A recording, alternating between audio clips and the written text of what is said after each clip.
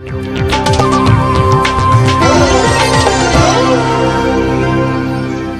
खबरों की शुरुआत करेंगे और बड़ी खबर देहरादून से आ रही है। पुलिस को चकमा देकर आरोपी थाने से फरार हो गया। पुलिस आरोपी शराफत को लेकर पहुंची थी थाना।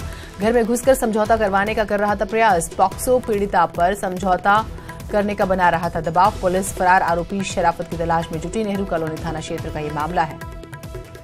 एक व्यक्ति जिस पर इल्जाम है और वो पीड़िता के घर पहुंचता है और समझौता करने का दबाव बनाता है। पुलिस जो है उसको पकड़ती है, लेकिन पुलिस की गिरफ्त से वो छूट जाता है। अब पुलिस उसकी तलाश करती है।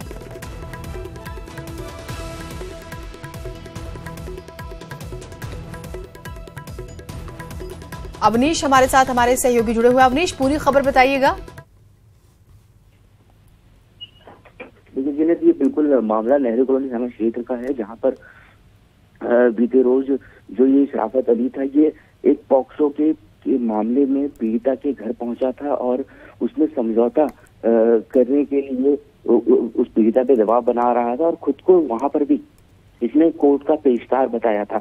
हालांकि जब ये मामला उनके सामने आया तो उन्होंने इस आरोपी को पुलिस के हवाले कर दिया। और सबसे बड़ी बात ये रही कि जब चीता पुलिस इस आरोपी शराफत को थाने में लेकर के आई तो पुलिस की लापरवाही देखिए कि उसे ना ही हवालात में रखा गया और ना ही उस पर कोई निगरानी रखी गई और मौका देखकर वहां से ये शराफत अली चंपत हो गया। तो साफ तौर पर यहाँ पर पुलिस की लापरवाही ये रही है और अभी तक पुलिस उसे गिरफ्तार नहीं कर सकती है। जिन्नत, बहुत शुक्रिया आपका तमाम जानकारियों के लिए। तो कई बार कुछ अपराधियों के साथ पुलिस ऐसे व्यवहार करती है जैसे वो उसके मेहमान हो और उसका वो फायदा उठाकर फरार हो जाते हैं। अब तलाश कर रही है, देखिए कब तक पकड़ पाती है फिर से।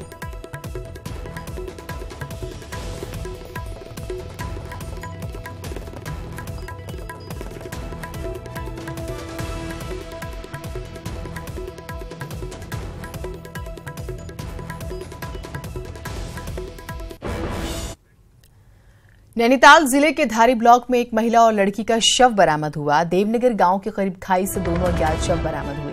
जंगल में घास काटने गई महिलाओं की नजर इन पर पड़ी, जिसके बाद इसकी सूचना जो है पुलिस और पटवारी को दी गई। शव बरामद होने की जगह सड़क के तकरीबन 6 किलोमीटर दूर है। फिलहाल पूरे मामले की पड़ताल की जा रही है।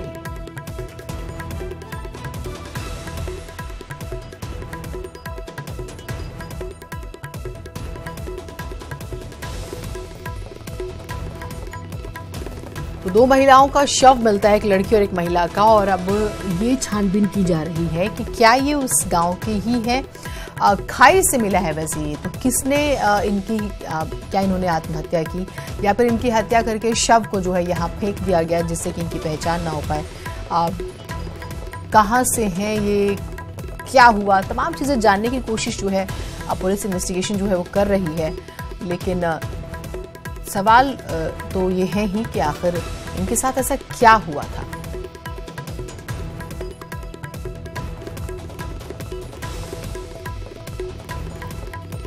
तो धारी ब्लॉक में जो खाई है जो वहां से गुजर रही है वहां पर उनका शव मिलता है और सड़क से जो दूरी है वो तकरीबन 6 किलोमीटर। खबर नैनीताल से आ रही है बड़ी। प्रोफेसर नंद गोपाल साहू को मिलेगा नेशनल अवार्ड। 24 जनवरी को चेन्नई में मिलेगा अवार्ड। वेस्ट प्लास्टिक से ग्राफीन बनाने का किया शोध। कुमाऊं विश्वविद्यालय में प्रोफेसर हैं नंद गोपाल साहू।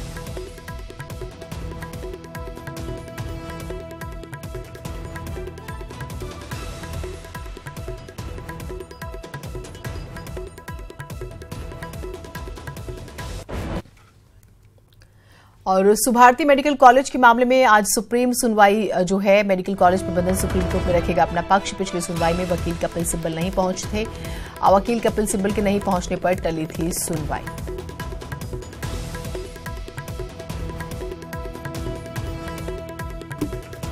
आज जो है क्या फैसला होता है, क्या कुछ पॉइंट्स रखे जाते हैं, वो महत्वपूर्ण है। सुशील पांडे हमारे साथ, हमारे सहयोगी जुड़ रहे हैं। सुशील, आज दिलचस्प यही रहेगा कि एक तो सब आए, क्योंकि पिछली बार जो है कपिल सिब्बल नहीं आए थे जिसकी वजह से सुनवाई टली थी। दूसरा कि क्या कुछ बिंदु रखे जाते हैं। पिछली सुनवाई के दौरान उत्तराखंड सरकार की तरफ से इस पूरे मामले में कहा गया है कि स्कूलों में जो छात्रों की स्थिति है वो बहुत ही दुर्भाग्यपूर्ण है। लिहाजा उन छात्रों को प्राइवेट स्कूलों में और कुछ सरकारी स्कूलों में ट्रांसफर करना जरूरी है। साथ ही साथ जो सुभारती मेडिकल कॉलेज है उनके जो मैनेजमेंट है उनके खिलाफ सख्त से सख्त कदम उठाने की जरूरत है। ये एफिडेविट फिलहाल दाखिल किया गया था, लेकिन पिछली सुनवाई के दौरान सुभारती मेडिकल कॉलेज के तरफ से जो रिप्रेजेंट कर रहे थे एडवोकेट कपिल सिब्बल वो मौजूद नहीं थे, जिसकी वजह से सुनवाई टाल दी गई थी। तो उम्मीद आज ये है कि आज अगर कोर्ट में उनके जो वकील हैं अगर वो पेश होते हैं तो पूरे मामले में बहस किया जाएगा।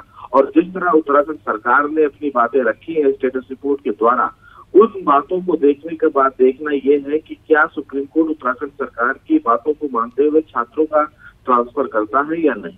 जी, बहुत शुक्रिया आपका तमाम जानकारियों के लिए। तो महत्वपूर्ण आज का दिन है, लेकिन अब ये थोड़ा सा इंतजार करना होगा कि सुनवाई किसी वजह से टल ना जाए, सुनवाई हो।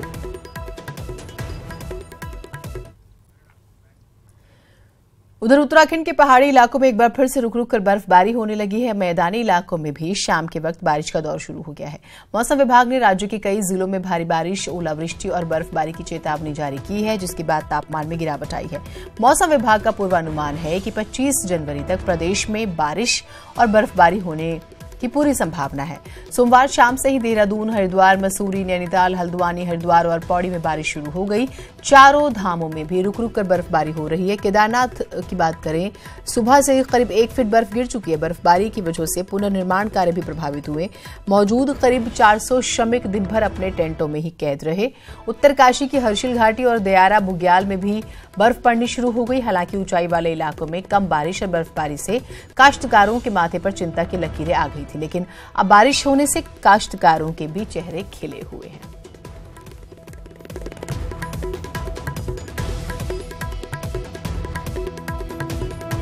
देश में कई जगह पर बारिश शुरू हो गई है। मौसम विभाग का पूर्वानुमान है कि मौसम का मिजाज 25 जनवरी तक कुछ इसी तरीके का रहने वाला है।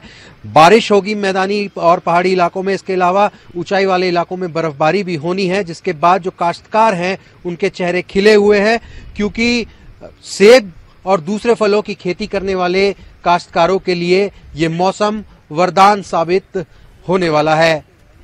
कैमरामैन प्रेम प्रकाश के साथ रॉबिन सिंह चौहान, न्यूज 18 देहरादून। इधर उत्तराखंड में मौसम के मिजाज को देखते हुए कई जिलों में जिला प्रशासन ने स्कूलों में छुट्टी घोषित कर दी है। स्कूल के साथ साथ आंगनबाड़ी केंद्र में भी अवकाश घोषित किया गया है। तो मौसम का मिजाज बदलता है, ठंड बढ़ गई है। बारिश जो है जिस तरीके से हो रही है, ओलावृष्टि कई जगहों पर, तो स्कूलों की छुट्टी कर दी गई। और बच्चों के लिए, नन्हे बच्चों की बात करें तो उन बच्चे थोड़ा सा इस चीज को एंजॉय करते हैं। तो खैर, चाहे आंगनबाड़ी केंद्रों की बात करें चाहे हम स्कूलों की, वो भी खुश नजर आ रहे, क्योंकि छुट्टी जो है वो आज की घोषित की गई है।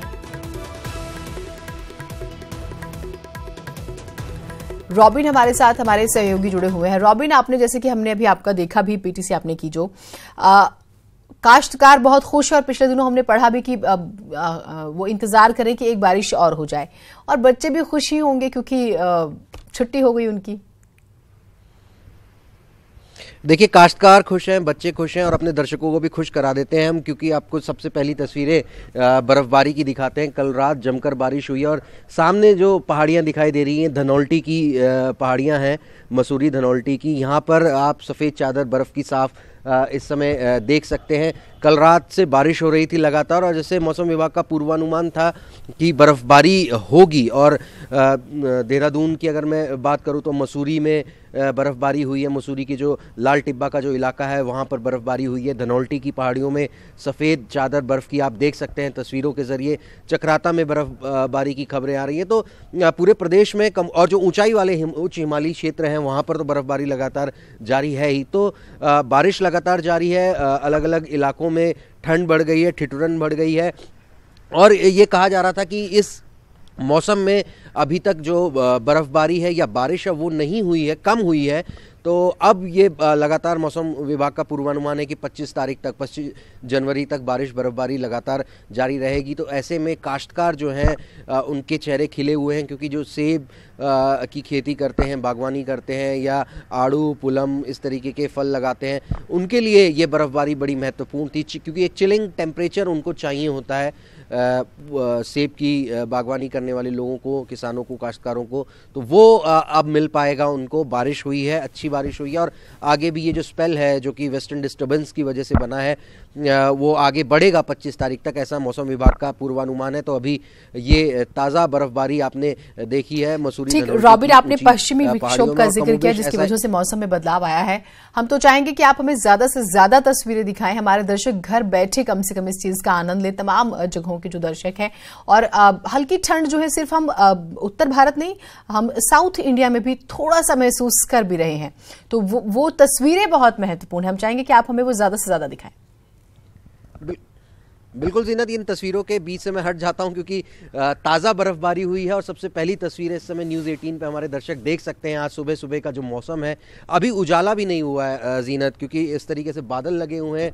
8 बजने को हैं सुबह के, लेकिन अभी उजाला पूरी तरीके से नहीं हुआ है। आप ये महसूस भी कर पा रही होंगी कैमरे की नज़र से कि बादल अभी फ़िलहाल लगे हुए हैं।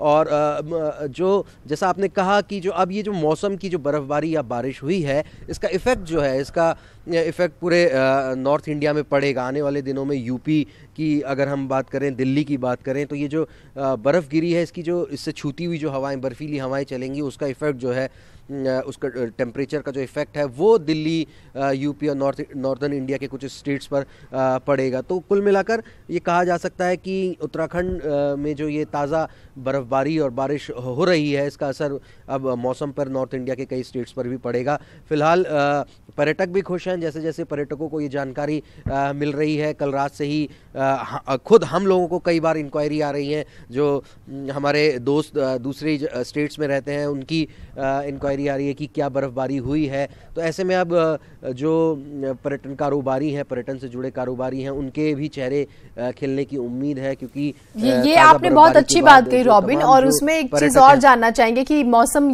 का ये वाला मिजाज कब तक रहेगा, 2 दिन, 3 दिन, 4 दिन और ज्यादा, क्योंकि एक वक्त के बाद, खासतौर से मकर संक्रांति के बाद ये माना जाता है कि शायद ठंड अब थोड़ी कम होने लग जाएगी। लेकिन अब जब मौसम बदला है तो क्या ये माने कि ठंड थोड़े दिनों के लिए सही और आगे एक्सटेंड हो गई है? देखिए, बिल्कुल उत्तराखंड में तो मौसम का मिजाज जो है वो कुछ इस तरीके का रहता है कि ये माना जाता है कि जनवरी से बर्फ़ गिरनी शुरू होती है, फरवरी तक वो एक्सटेंड करती है, फरवरी मिड तक। तो इस तरीके का मौसम रहता है यहाँ पर। हालांकि ये कहा जाता है कि मकर राशि में जब सूर्य प्रवेश कर जाता है उसके बाद जो मौसम है उसमें गर्माहट आनी शुरू होती है। लेकिन कई बार उत्तराखंड में अमूमन ऐसा होता है कि ये मौसम जो होता है जनवरी के बाद का, उसमें बर्फबारी जो है उसकी वो होती है। तो कुल मिलाकर अब जो ठिठुरन पैदा हो रही है, जो हवाएं हैं, जो बर्फ़ गिरी है उसके बाद जो बर्फीली हवाएं अब चलेंगी। और चूँकि अब मुझे लगता नहीं कि आज भी हम सूरज देख पाएंगे, क्योंकि बादल आज लग गए हैं। और ये जो नज़ारा है, ये जो मिजाज है मौसम का, वो अभी शायद 25 तारीख तक चले, जैसा कि मौसम विभाग का पूर्वानुमान है। तो ये कहा जा सकता है कि अभी ये मौसम एक्सटेंड करेगा कुछ दिनों, और नॉर्दर्न इंडिया के कुछ स्टेट्स जो है उनमें भी ठिठुरन जो है वो बढ़ेगी। और पहाड़ के इलाकों के जो काश्तकार हैं, खास तौर पर सेब की जो बागवानी करते हैं, खेती करते हैं, उनके लिए एक अच्छी खबर है, जो जिस तरीके के मौसम का ठीक। रॉबिन, बहुत शुक्रिया आपका, आपने बेहद ही खूबसूरत तस्वीरें हमारे दर्शकों को दिखाई। और बहुत से ऐसे दर्शक होंगे जो हो सकता है कि प्लान करें कि वो उस तरफ का रुख करें।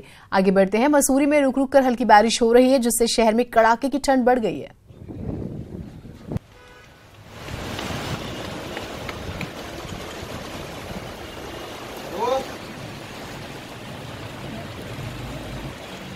बात हम नैनीताल की करें तो नैनीताल में भी मंगलवार को दिन भर मौसम पल पल बदलता रहा। सुबह चटक धूप के साथ दिन की शुरुआत तो हुई, लेकिन शाम होते ही नैनीताल में घने बादल छा गए। मौसम ने इस कदर करवट बदली कि सरोवर नगरी को अचानक कोहरे ने अपनी चपेट में ले लिया। मौसम बदलने के बाद नैनीताल में अचानक ठंड बढ़ गई, जिसकी वजह से पर्यटकों को आग और गर्म कपड़ों की जरूरत पड़ने लगी। हालांकि स्थानीय कारोबारी जल्द बर्फबारी की उम्मीद कर रहे हैं।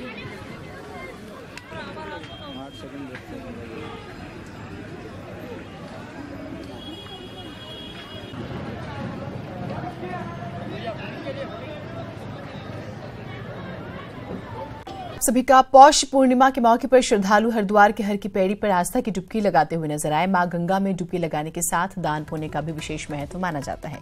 सोमवार होने के साथ ही कई शुभ संयोग भी बने, इसलिए हजारों श्रद्धालु हरिद्वार में स्नान करने पहुंचे।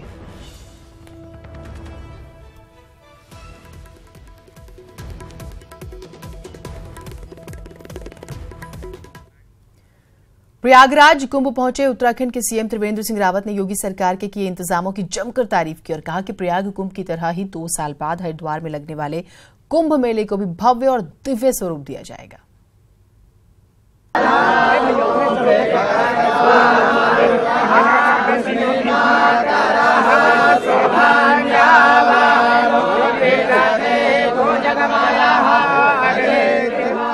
उत्तराखंड के सीएम त्रिवेंद्र सिंह रावत ने आज प्रयागराज के कुंभ मेले में पहुंचकर गंगा में आस्था की डुबकी लगाई। इस मौके पर उन्होंने अखाड़ा परिषद के पदाधिकारियों समेत तमाम साधु संतों से मुलाकात की और उन्हें 2 साल बाद हरिद्वार में लगने वाले कुंभ में आने का न्योता दिया।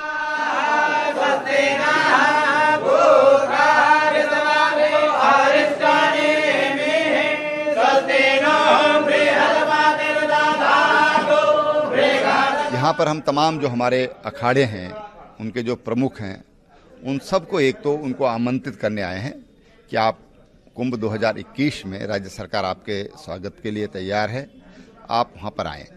दूसरी बात कि लगातार कुंभ में श्रद्धालुओं की संख्या बढ़ती जा रही है और तमाम तरह की जो व्यवस्थाएं हैं उनका भी स्वरूप बदलने की आवश्यकता है और इसलिए यहाँ पर बहुत अच्छी व्यवस्था प्रयागराज के कुंभ में हुई है। जो लोग भी यहाँ पर आ रहे हैं, अभी हम सेना के लोगों से हम मिले थे, उन्होंने भी कहा कि बहुत अच्छी व्यवस्थाएं यहाँ पर हुई हैं। सीएम त्रिवेंद्र रावत ने मेले कुंभ के तमाम शिविरों में जाकर वहां के संतों का सम्मान किया और कहा कि प्रयाग कुंभ की तरह ही 2 साल बाद हरिद्वार में लगने वाले कुंभ मेले को भी भव्य और दिव्य स्वरूप दिया जाएगा। अच्छी व्यवस्थाएं यहाँ पर हुई हैं, उन अच्छी व्यवस्थाओं को देखने के लिए और उत्तराखंड की जैसी वहाँ की उपलब्धता है भूमि की, क्योंकि प्रयागराज में भूमि की पर्याप्त उपलब्धता है, हरिद्वार कुंभ में भूमि की उपलब्धता थोड़ा कम है और इसलिए हम तमाम जो हमारे अखाड़े हैं उनसे हमारी बातचीत हुई है। उन्होंने पूरा सहयोग करने की बात की है, कुंभ क्षेत्र को और विस्तारित करने की बात है। वहीं राम मंदिर को लेकर कांग्रेस महासचिव हरीश रावत के दिए गए बयान के बारे में जब उनसे पूछा गया तो सीएम त्रिवेंद्र ने कहा कि हरीश रावत जी बहुत कुछ कहते हैं, लेकिन उनकी राम मंदिर को लेकर वास्तव में श्रद्धा है तो उन्हें सामने आना चाहिए। अब हरीश रावत जी तो बहुत कुछ कहते हैं, लेकिन अगर उनकी वास्तव में श्रद्धा है तो उनको फ्रंट में आना चाहिए। उत्तराखंड के मुख्यमंत्री त्रिवेंद्र सिंह रावत पहुंचे हैं, जिन्होंने 2021 में हरिद्वार में जो कुंभ मेले का आयोजन हो रहा है उसको लेकर अखाड़ा परिषद के अध्यक्ष महामंत्री सहित दूसरे साधु संतों को उन्होंने निमंत्रण दिया है। इसके साथ ही साथ प्रयागराज का जिस तरह से दिव्य और भव्य कुंभ हो रहा है उसके मैनेजमेंट को जानने के लिए उनके साथ नौकरशाही के मुखिया, चीफ सेक्रेटरी और नगर विकास मंत्री मदन कौशिक भी पहुंचे हैं और यहाँ से गुर सीख कर अपने यहाँ वो इम्प्लीमेंट करने की भी बात कर रहे हैं। कैमरा पर्सन संजीव मिश्रा के साथ सर्वेश दुबे, न्यूज 18 प्रयागराज।